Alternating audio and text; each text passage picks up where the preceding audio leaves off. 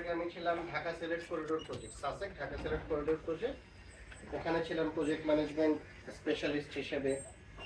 তার আগে ছিলাম পদ্মা ব্রিজ রেললিং প্রজেক্টে, ওইখানে কন্ট্রাক্টরের পক্ষে ছিলাম, ওইখানে আমি প্ল্যানিং ইঞ্জিনিয়ার ছিলাম। আমি 2008-এ রুয়েট থেকে সিভিল ইঞ্জিনিয়ারিং গ্রাজুয়েশন করলাম, আর 2017-তে আমি পিএমপি সার্টিফাইড হই, আর 2024-এ আমি পিএমআই সিপি সার্টিফাইড হই। 24-এ না, সরি 25-এ, গত বছর তো 25, হ্যাঁ গত বছর আমি পিএমআই সিপি সার্টিফাইড। আর এছাড়া আমি 2019 সাল থেকে এমএস প্রজেক্ট এবং ট্রাইমাথারের উপর ইঞ্জিনিয়ারিং স্টাফ প্রজেক্ট সহ বিভিন্ন কর্পোরেট হাউসে পার্সোনালি ট্রেনিং দিয়ে আসছি। তো আসেন আমরা এমএস প্রজেক্টটা শুরু করি।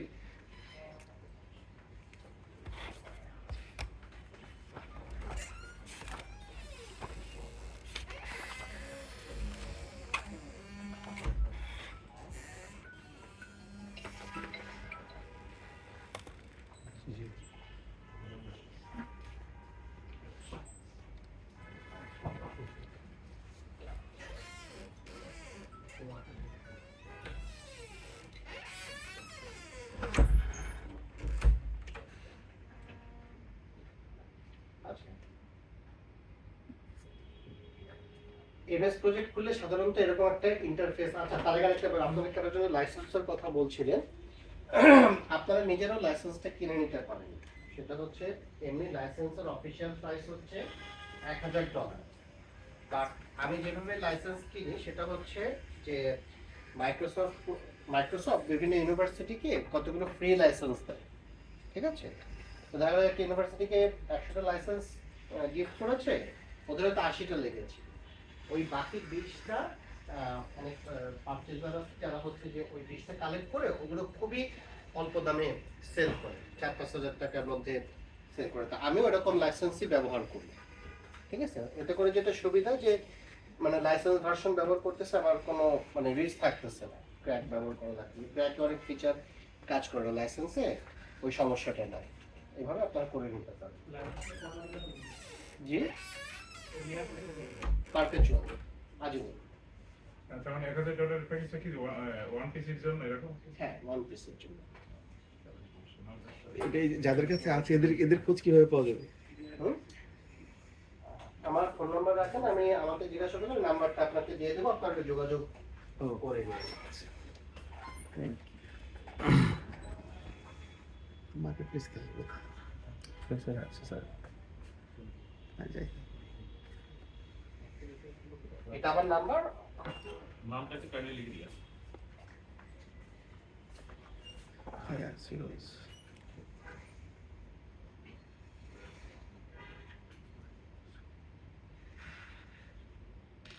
ফায়াজ ফিরোজ আমার নাম।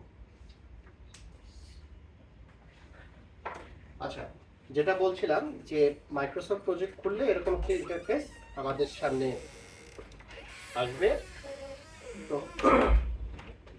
এখানে দুই একটা জিনিস একটু আমাদেরকে বুঝতে হবে, সেটা হচ্ছে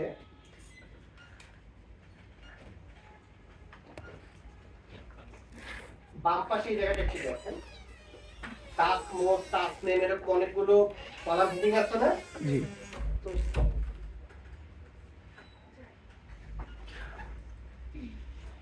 এইগুলোকে বলা হয় ফিল্ড, এগুলোকে বলা হয় ফিল্ড, ঠিক আছে? ফিল্ড কখনো ডিলিট করা যায় না, ফিল্ড ডিলিট করা যায় না। ফিল্ড আপনি হাইড করে রাখতে পারেন। আর আমার টাস্ক গুলো বসবে রোতে, ঠিক আছে? মানে ব্যাপারটা কিরকম, যেমন ধরেন যে একটা মানুষের একটা অ্যাট্রিবিউটস হচ্ছে তার নাম, তার ওজন, তার দৈর্ঘ্য, তার রক্তের গ্রুপ। আপনি কি রক্তের গ্রুপ ডিলিট করে দিতে পারেন? আপনি রক্তের গ্রুপ না জানতে পারেন, কিন্তু এটা তো একটা মানুষের অ্যাট্রিবিউটস, এটা তো ডিলিট করা যায় না। ঠিক তেমনি যে প্রতিটা টাস্ক যে এখানে ক্রিয়েট হবে, টাস্কের যে অ্যাট্রিবিউটস গুলো ফিল্ড আকারে থাকে। অর্থাৎ প্রতিটা টাস্কের ডিউরেশন, এই যে ডিউরেশন কলামে আপনি পাবেন। যে কারণে এটাকে কলাম বলে বা ফিল্ড বলে, এইখানে এটা ডিলিট করা যায় না। লজিকটা বোঝাতে পেরেছি? বাট টাস্ক ডিলিট করা যায়। মাইক্রোসফট প্রজেক্টের কাজ কি আছে, যদি কি করা যায় একটু যদি বলতে, ব্যাকগ্রাউন্ড একটু বললে ভালো। আচ্ছা, ভালো বলেছেন। কারণ জটিল আলাপে চলে। এটাই আসলে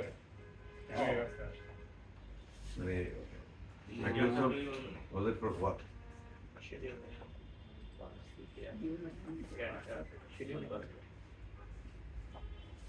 আচ্ছা, তাহলে একদম খুব বেসিক থেকে শুরু করি। পিছনে একটা প্রজেক্ট মনিটরিং যেটা আছে কোন ফেজে বা কিভাবে ওখান থেকে অল্প কিছু বললেই হবে। হ্যাঁ, আমি বেসিক থেকে শুরু করছি। এই যে আমরা যে প্রজেক্ট বলি, প্রজেক্ট তো হচ্ছে যে কোনো একটা অবজেক্টিভ অ্যাচিভ করার জন্য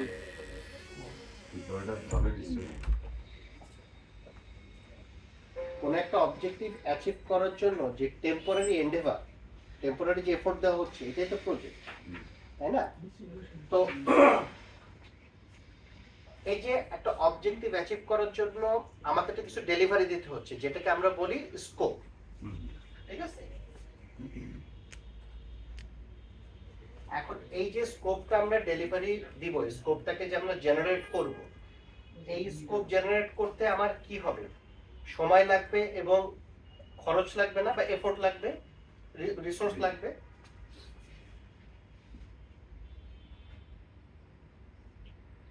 তো এই কাজ করতে যে আমার লাগতেছে সময়, আমার লাগতেছে কস্ট আসতেছে কোত্থেকে?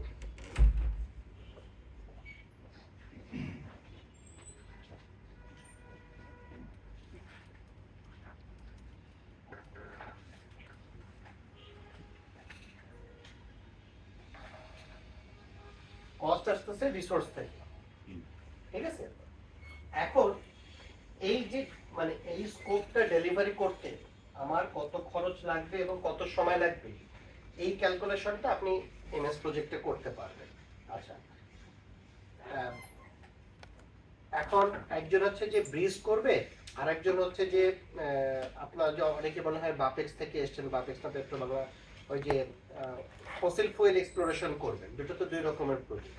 ওকে আপনাকে বলে দিবে যে ফসিল ফুয়েল এই জায়গাটা এক্সপ্লোরেশন করতে কিরকম সময় লাগবে, এটা ও বলে দিবে না, এটা আপনাকেই বের করতে হবে। সফটওয়্যারের কাজ হচ্ছে জাস্ট লাইক ক্যালকুলেটর। আমরা কিন্তু সবাই যোগ বিয়োগ গুণ ভাগ পাই, কিন্তু আমরা ক্যালকুলেটর কেন ইউজ করি? সময় বাঁচাতে এবং অ্যাকুরেসি আনার জন্য, ঠিক আছে? সফটওয়্যারের কাজটা তাই। এই যে আপনি এই স্কোপের এগেইনস্টে টাইমার কস্ট কত লাগবে টোটাল, আপনি হয়তো একটা ইন্ডিভিজুয়াল কম্পোনেন্টের পাচ্ছেন, কিন্তু হোল প্রজেক্টে টোটাল টাইম এবং কস্ট কতটুকু লাগবে সেটা ক্যালকুলেশন করার জন্য সফটওয়্যার, এই পুরো জিনিসটাকে একত্রে বলা হয় শিডিউল, অথবা কেউ কেউ বলে ওয়ার্ক প্রোগ্রাম। অনেক জায়গায় যেমন ফিডিক অনুসারে এটাকে বলে ওয়ার্ক প্রোগ্রাম। আমি কি বোঝাতে পেরেছি? শিডিউল কি এই ওয়ার্ক প্রোগ্রামটা ডেভেলপ করাটাই হচ্ছে কাজ। এইটা ম্যানুয়ালি করা যায়, কিন্তু এটা খুব লেস অ্যাকুরেট হয়, প্রচন্ড টাইম কনজিউমিং এবং প্রচুর এররের সম্ভাবনা থাকে। আর আপনি সফটওয়্যারে করলে এটা মোর অ্যাকুরেট, অনেক ডিটেইল লেভেল আপনারা করতে পারবেন এবং মানে এমএস প্রজেক্টে আমাদের ইনপুট হিসেবে স্কোপগুলোকে ইনপুট করতে হবে। তো অ্যাকচুয়ালি স্কোপ না, স্কোপের এগেইনস্টে কাজ। হ্যাঁ, স্কোপও ইনপুট করা লাগবে। যেমন ধরেন যে আমি স্কোপ তো ব্রড রিডিং এ থাকবে।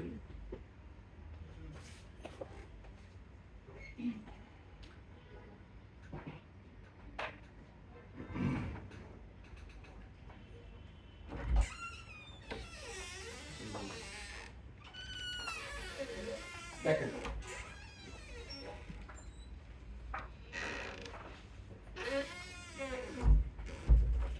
প্রথমে আমাদের স্কোপকে এরকম ওয়ার্ড ব্রেকডাউন স্ট্রাকচারে ভাঙতে হবে। জি জি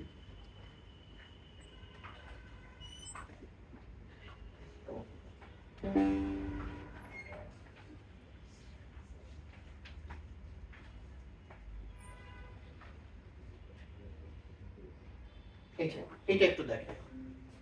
মনে করেন যে আমাদের একটা বিল্ডিং করতে হবে। বিল্ডিং, যেহেতু আমরা সবাই বিল্ডিং এ বসবাস করি, বিল্ডিংটা আমাদের জন্য বোঝাটা ইজি। তো একটা বিল্ডিং আপনাকে ডেলিভারি দিতে হবে। বিল্ডিং এর টোটাল স্কোপটাকে এইভাবে ডিকম্পোজ করা হবে।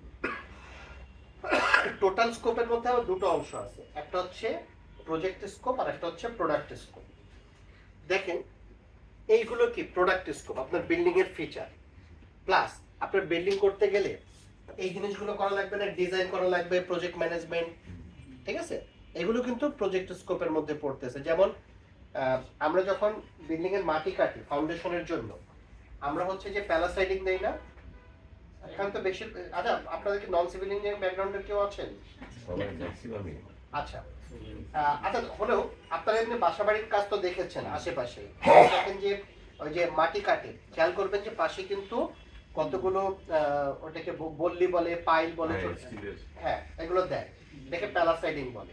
এটা দেয় কেন? পাশের জমির মাটিটা যাতে ভেঙে না আসে, ঠিক আছে?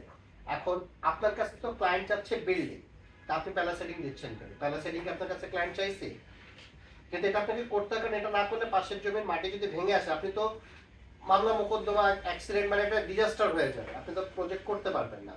তো ফলে হচ্ছে এটা কিন্তু আপনাকে করতে হয়। তারপর আপনারা দেখবেন আন্ডার কনস্ট্রাকশন বিল্ডিং এর ক্ষেত্রে চারপাশে চাটাই দিয়ে ঘিরে দেয়, দোতলায় একটা ক্যানোপি দেয়, টিন দিয়ে অ্যাঙ্গেলের একটা ফ্রেম করে, তার উপর টিন দিয়ে ক্যানোপি বলে এটাকে। এটা কেন করে? যদি উপর থেকে পার্টিকেল গুলো এসে লোকজনের মাথায় না পড়ে। আবারও সেই আগের প্রশ্ন, যে ক্লায়েন্ট আপনার কাছে ক্যানোপি চাই না, ও চাইছে বিল্ডিং, আপনি ক্যানোপি দিচ্ছেন কেন? ক্যানোপি দিচ্ছেন সেফটির জন্য, কারণ রাস্তায় যদি লোকজনের মাথায় এটা পড়ে আহত হয়, মামলা মোকদ্দমা হয়, আপনি প্রজেক্ট করতে পারবেন না। সো প্রোডাক্টটাকে মানে প্রডিউস করার স্বার্থে আরো যে কাজগুলো আপনাকে করতে হবে, সেগুলো কিন্তু আপনার স্কোপের মধ্যে পড়ে, সেগুলোকে বলে প্রজেক্ট স্কোপ।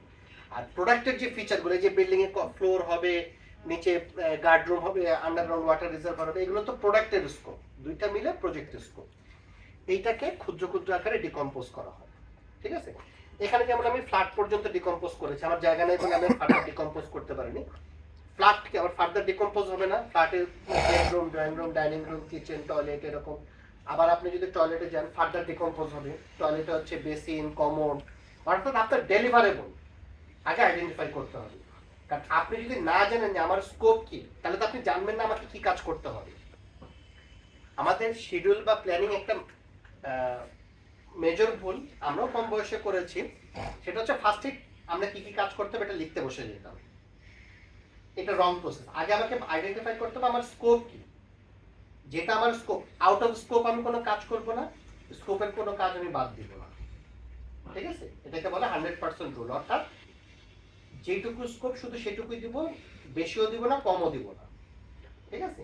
তো স্কোপটা জানলে এরপর আসেন আমার হচ্ছে যে একটা ওয়াল হচ্ছে আমার ডেলিভারেবল, ওয়াল হচ্ছে আমার স্কোপ বা ডেলিভারেবল। কিন্তু এটা প্রডিউস করতে গেলে আমার কিন্তু 4-5টা কাজ করা লাগে। ওয়াল প্রথমে ফার্স্ট লিফট করা লাগলো 4 ফিট পর্যন্ত, তারপর হচ্ছে যে মাচা করা লাগলো, তারপর সেকেন্ড লিফট, তারপর লিন্টেল করা লাগলো, তারপর থার্ড লিফট, তারপর ওয়াল প্লাস্টার করলো, তারপরে পেইন্ট করলো। তাহলে দেখেন ডেলিভারেবল ওয়াল, কিন্তু এটাকে প্রডিউস করতে গিয়ে কিন্তু আপনি বেশ কয়েকটা কাজ করতেছেন।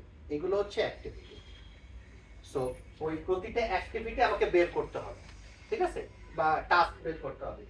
প্রতিটা টাস্ক পারফর্ম করতে কত সময় লাগে, কত রিসোর্স লাগে, সেটা আমাকে বের করতে হবে। রিসোর্সের আমার রেট বের করতে হবে, যে এই কাজটা 10 জন মানুষ করবে, এখন প্রতিটা মানুষের রেট কত, ঠিক আছে? এই কাজটা যখন করবেন তখন হচ্ছে যে অটোমেটিক্যালি শিডিউল দাঁড়ায় যাবে।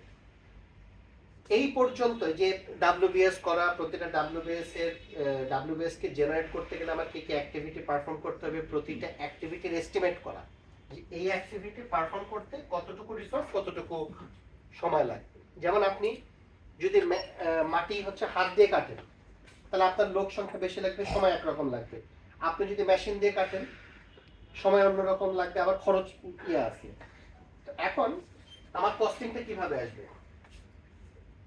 সাপোজ আর্থ এক্সকাভেশন, আর্থ ওয়ার্ক, ঠিক আছে? আপনি ক্যালকুলেশন করলেন, এটা হচ্ছে যে আপনার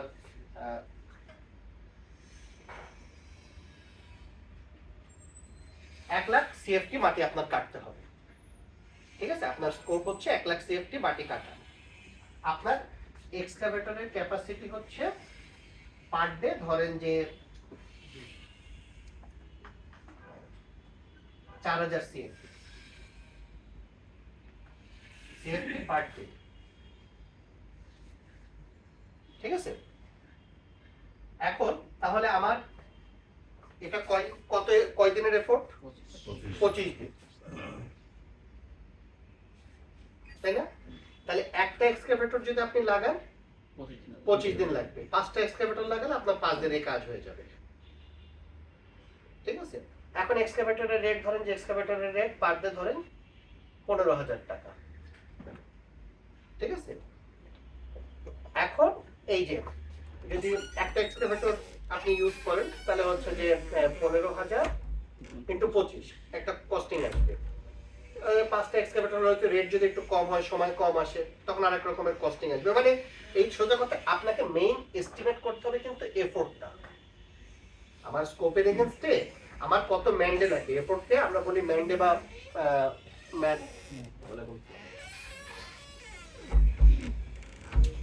ম্যান্ডে বা ম্যান আওয়ার। তো এই যে কত ম্যান্ডে লাগবে, এই এফোর্টটা এস্টিমেট হয়ে গেলে, ওই যে সোজা কথা আমরা ছোটবেলায় ঐকিক নিয়মের অঙ্ক পড়ছি যে এটা 80 ম্যান্ডের কাজ, জন দিনের কাজ। এখন এমনিতে 8 জন লাগে, 10 দিন লাগবে, 10 জন লাগালে 8 দিন লাগবে। এখন এইটা নিয়ে আপনাদেরকে খেলা করতে হবে, বাট এই পর্যন্ত আপনাকে ডিসিশন নিতে হবে। সফটওয়্যার আপনাকে লেভারেজটা কোথায় দিবে, ফোন নাম্বারটা লেখা হয়েছে, আমি মুছে দেবো।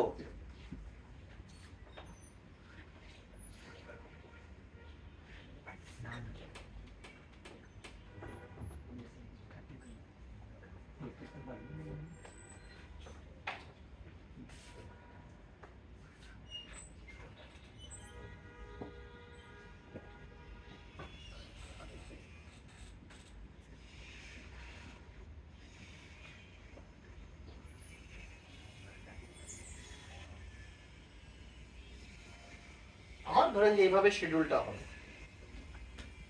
এই ওয়ার্ক প্যাকেজকে প্রডিউস করবে এই অ্যাক্টিভিটিগুলো, এই ওয়ার্ক প্যাকেজকে প্রডিউস করবে এই অ্যাক্টিভিটি। এইভাবে করে যে টোটাল প্রজেক্টের আমার কি কি কোন সমস্ত অ্যাক্টিভিটি আমরা পেয়ে যাচ্ছি না, এটা হচ্ছে ফার্স্ট স্টেপ, আপনাকে এই পর্যন্ত করতে হবে। এরপর ওই যে আপনার সেকেন্ড স্টেপ, আপনি এস্টিমেট করলেন কোন কাজের এফোর্ট কত। ঠিক আছে, ওই এফোর্টের এগেইনস্টে আপনি ডিউরেশন আর রিসোর্স এস্টিমেট করলেন। আচ্ছা, এরপর এদের মধ্যে আপনার রিলেশন বসাতে হবে। আপনি ব্রেক ওয়াল না করে কি প্লাস্টার করতে পারবেন? ব্রেক ওয়াল হয়নি, প্লাস্টার করা সম্ভব সম্ভব না। ছাদে শাটার বসাননি, রড বিছানো সম্ভব। আবার শাটার বসাইছেন কিন্তু আপনি রড কাটেন নাই, রড বিছানো সম্ভব। তাহলে ছাদে রড বিছানোর আগে আপনার অবশ্যই শাটার কমপ্লিট করতে হবে, রডও প্রিপেয়ার করতে হবে। এই দুটো না হলে কিন্তু আপনি রড বিছাইতে পারবেন না। আপনি জানলা লাগাবেন, আপনি ব্রিক ওয়াল যদি না হয় আপনি কি জানলা লাগাতে পারবেন? আপনি যদি জানলা বানানো না হয় জানলা লাগাতে পারবেন? পারবেন না। আবার ব্রিক ওয়াল হলে আপনি কি কি কাজ করবেন? ব্রিক ওয়াল হয়ে গেছে, প্লাস্টার করবেন, জানলা লাগাবেন। তাহলে কোনো কোনো ক্ষেত্রে দেখা যাচ্ছে কোনো কাজ একাধিক কাজের উপর নির্ভরশীল। রড বিছানো হচ্ছে, শাটার করতে হবে, আবার রড কাটতেও হবে, একাধিক কাজের উপর নির্ভরশীল। আবার কোনো কোনো কাজের উপর একাধিক কাজ নির্ভরশীল, যেমন ব্রিক ওয়াল। ব্রিক ওয়াল হলে প্লাস্টারও করতে পারবেন, জানলাও লাগাতে পারবেন। এই যে প্রজেক্টের যত অ্যাক্টিভিটিগুলো, এই অ্যাক্টিভিটিগুলোর মধ্যে এরকম রিলেশন আছে, এটাকে বলা হয় ডিপেন্ডেন্সি। ঠিক আছে, এই ডিপেন্ডেন্সিটা আপনাকে বের করতে হবে যে কে কার উপর ডিপেন্ডেন্ট। এই ডিপেন্ডেন্সিটা বের করার পরে সফটওয়্যারে জাস্ট আপনি এটা বসায় দিবেন। বসায় দেওয়ার পরে কি হবে, অটোমেটিক্যালি আপনার শিডিউলটা দাঁড়ায় যাবে। যেটা যদি আমাদের সফটওয়্যার না থাকতো, আমাদের হতো, এটা হচ্ছে আপনারা ক্রিটিক্যাল পাথ মেথড, এই শব্দটা শুনেছেন? ক্রিটিক্যাল পাথ মেথডে হাতে হাতে ক্যালকুলেশন করে বাইর করা লাগতো যে আমার এই যে 500-1000 অ্যাক্টিভিটি, এই ডিউরেশন পাইলাম, এবার আমার প্রজেক্ট কতদিন লাগবে, একটা নেটওয়ার্ক ডায়াগ্রাম ড্র করতে হতো, করে ম্যানুয়ালি ক্যালকুলেট করতে হতো। ওই সময়টা আপনার সেভ হয়ে যাবে। আপনি জাস্ট এস্টিমেট পর্যন্ত করলেন, এস্টিমেট করলে আপনি ডিউরেশন পেয়ে যাচ্ছেন, ডিউরেশনগুলো বসিয়ে দিবেন আর রিলেশন বসিয়ে দেবেন যে কে কার উপর ডিপেন্ডেন্ট। ছাদের রড বিছানো হচ্ছে, রড কাটার উপরও নির্ভরশীল, শাটার করার উপরও নির্ভরশীল। সো রড বিছানো হচ্ছে, আমি লিঙ্ক করে দেব। এখন শাটার করা আর রড ফ্যাব্রিকেশন করা, রিবার ফ্যাব্রিকেশন, দুইটার মধ্যে যেটা পরে শেষ হবে তারপরেই আমার রড বিছানো শুরু হবে। এই ক্যালকুলেশনটা আপনার ম্যানুয়ালি করা লাগবে না, অটোমেটিক্যালি ধাই ধাই করে, এবং টোটাল প্রজেক্ট আমার কতদিন লাগতেছে সেটা আমার বের হয়ে যাবে। আমি কি বোঝাতে পেরেছি? আর সেকেন্ড হচ্ছে খরচটা। এবার আমার তো টোটাল টাইম পেয়ে গেলাম, আর প্রতিটা অ্যাক্টিভিটির এগেইনস্টে কি আমি রিসোর্স বসে দেবো, যে আমি মাটি কাটবো 2টা এক্সকাভেটর দিয়ে, ঠিক আছে, এক্সকাভেটরের রেট আছে, বসাই দিলাম, পার ডে আমার রেট, আর 12 দিন লাগবে, 12.5 দিন লাগবে, গুণ করলে আমার কস্টিংটা বের হয়ে আসবে। এই প্রতিটা অ্যাক্টিভিটির কস্টিং যোগ হয়ে পুরো প্রজেক্টের কস্টিংটা আপনি পাবেন। ওইখানেও আপনার হচ্ছে যে টাইমটা সেভ হবে, আপনার ক্যালকুলেটরে প্রত্যেকটা আলাদা আলাদা ভাবে যোগ করা লাগতেছে। আমি কি এ পর্যন্ত কনসেপ্ট ক্লিয়ার করতে পেরেছি? এখন এটা আপনাদের ওই যে ইয়েতে কি কাজে লাগবে? আপনার কোন কোর্স? এটা পিপিএম না ডিপিপি? আচ্ছা, প্রজেক্টের যে ইনিশিয়াল একটা প্ল্যানিং করে, তো এটা হচ্ছে যে প্ল্যানিং এর আগে ফার্স্টে কি হয়, একটা তো থাম রুলে মোটামুটি একটা খরচ ধরা হয়, একটা সময় ধরা হয়। আমরা যখন একটা মনে করি যে আমি একটা বাড়ি বানাবো, ফার্স্টে কি আমরা ডিটেইল প্ল্যান করি? না। বাড়ি ওইটাকে মানে একটা থাম মানে ওইটাকে, হ্যাঁ ওইটাকে হচ্ছে যে বলি যে আমরা একটা 5 তলা বাড়ি বানাতে 2 বছর লাগবে, এটাকে বলে অ্যানালগাস এস্টিমেট। অর্থাৎ মোটামুটি অতীতে যা যা হয়েছে সেটার বেসিসে আমরা হচ্ছে যে ইয়ে করে ফেলি, ওইটা হচ্ছে যে এটা যে 2 বছর লাগে, আর পার কাঠা এরকম আমরা যেমন ধানমন্ডি গুলশানে একটা থাম রুল মারি যাচ্ছে যে পার স্কোয়ার ফিট হচ্ছে যে 6,500 টাকা করে কস্টিং হয় গুলশান এরিয়ায়, ঠিক আছে। তো 10 কাঠা জমি, 10 তলা বিল্ডিং, পার এত স্কোয়ার ফিট আসলো 6,000 টাকা করে, মানে এরকম একটা থাম রুলে মোটামুটি একটা ওভারঅল কস্টিং আর ওভারঅল ইয়ে বের করা হয় না, কারণ শুরুতে তো আপনি এত ডিটেলে যেতে পারবেন না, ওইটা ধরে আগাই প্রাথমিকভাবে যে আচ্ছা ঠিক আছে তাহলে এই প্রজেক্টটা নেওয়া যায়। নেওয়ার পরে তখন ডিটেল প্ল্যানের বিষয়, তখন কারণ এক একটা প্রজেক্টের সিনারিও তো এক এক রকম, এক একটা রিস্ক ফ্যাক্টর থাকে। যেমন আপনাদের আমার সেশন শেষ হওয়ার পরে মানে রিস্কের একটা সেশন আছে, সেন্সিটিভিটি অ্যান্ড রিস্ক অ্যানালাইসিস। তো রিস্ক সব আইডেন্টিফাই করে আবার দেখতে হয় যে এই যে আমার যে বাজেটটা ধরা হয়েছে, এই বাজেটে এই প্রজেক্টটা হবে কি।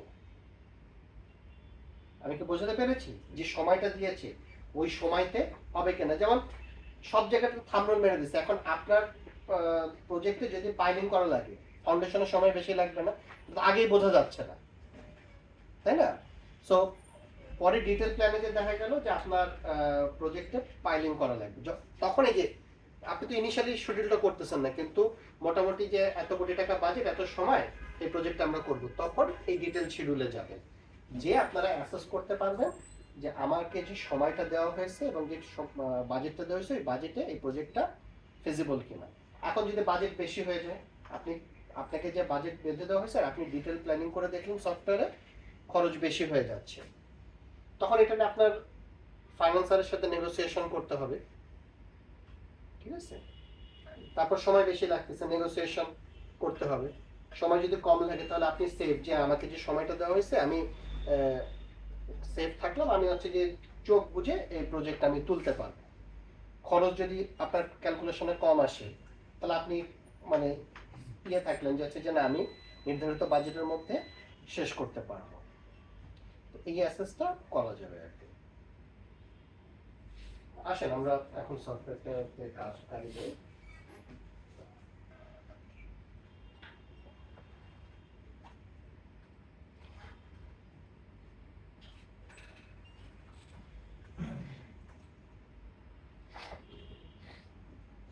আচ্ছা, আপনাদেরকে আমি সফটওয়্যারে এই প্রজেক্টটা করাবো এক্সেলে। খুব সিম্পল একটা প্রজেক্ট। এটা হচ্ছে একটা বিডিং প্রজেক্ট, মানে একটা কি বলে টেন্ডার কল করা হয়েছে ফ্যাসিলিটি এক্সটেনশনের জন্য। একটা কোম্পানি টেন্ডারে পার্টিসিপেট করতেছে, টেন্ডারে পার্টিসিপেশনটাকে সে প্রজেক্টের মতো করে ডিল করতেছে, ঠিক আছে। তো দেখেন এইখানে এই যে সবুজ কালার যেটা দেখছেন না, এইটা হচ্ছে আমার ওয়ার্ক প্যাকেজ। অর্থাৎ আমার এখানে 3টা ওয়ার্ক প্যাকেজ আছে।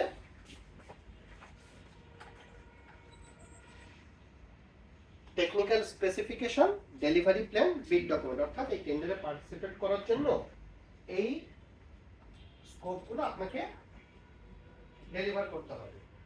প্রতিটা স্কোপ ডেলিভার করার জন্য এই কাজগুলো করতে হবে। যেগুলো সাদা সেগুলো হচ্ছে যে অ্যাক্টিভিটি।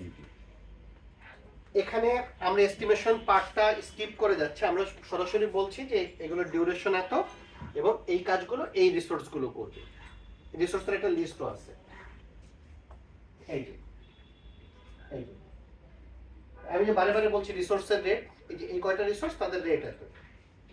এরপর হচ্ছে কোন কাজটা কোন রিসোর্স করবে, ঠিক আছে, এবং এই কয়দিন সময় লাগবে, তাতে তার কস্টিং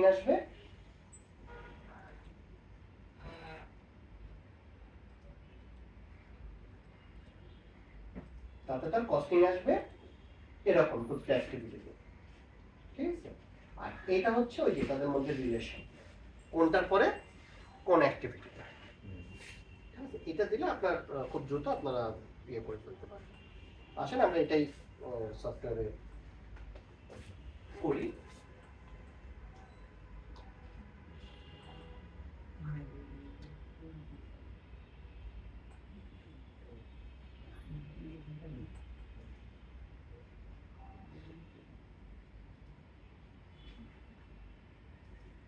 আচ্ছা, এটা তাহলে এমএস আপনাদের যে কোশ্চেনটা ছিল যে এমএস প্রজেক্ট দিয়ে কি করা যায়, এটা তো মোটামুটি ক্লিয়ার করতে পেরেছি। আচ্ছা, এখন আসি আমরা একটা এমএস প্রজেক্টে। আপনারা এরকম একটা ইন্টারফেস পাবেন ওপেন করলে। এখন এইগুলোকে তো বলা হয় ফিল্ড, এটা তো আমি বললাম, ঠিক আছে। তো ফিল্ডের কতগুলো ক্যাটাগরি আছে, যেমন কিছু ফিল্ড হচ্ছে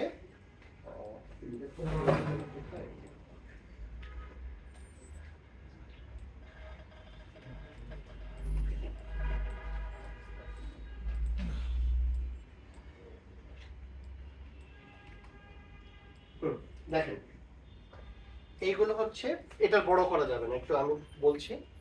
যেমন কস্ট ফিল্ড,